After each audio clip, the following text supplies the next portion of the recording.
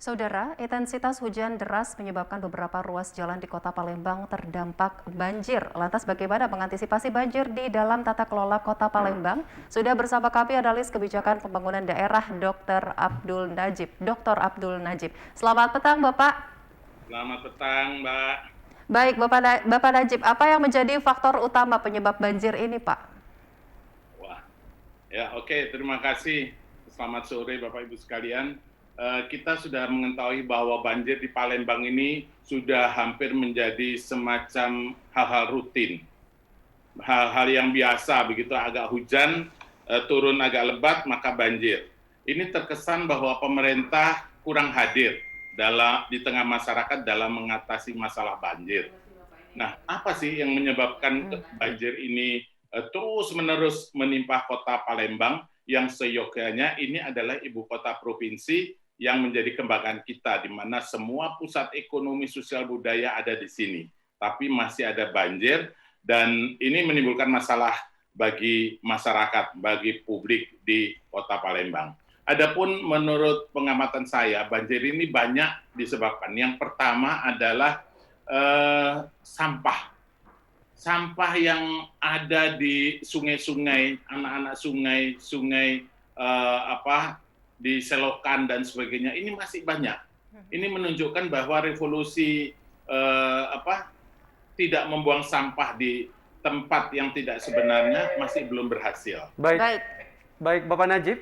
Ya. Baik, Bapak Najib, bagaimana kita melihat permasalahan ini dari kebijakan tata kelola atau pengelolaan tata kota di Kota Palembang ini sendiri, Pak Najib?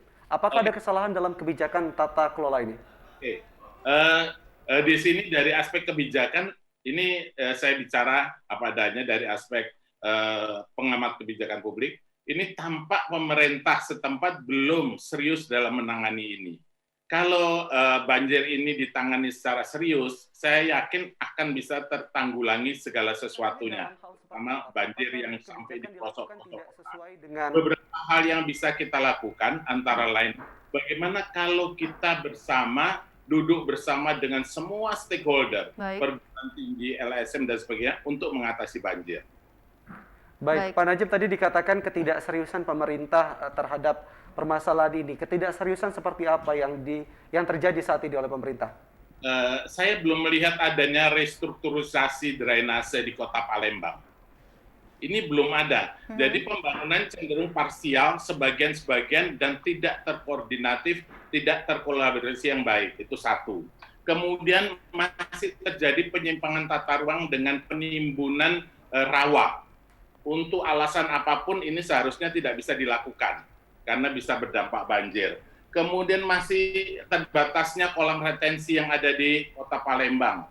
Kemudian adanya anak-anak sungai yang menjadi dangkal karena kurang dipelihara dengan baik.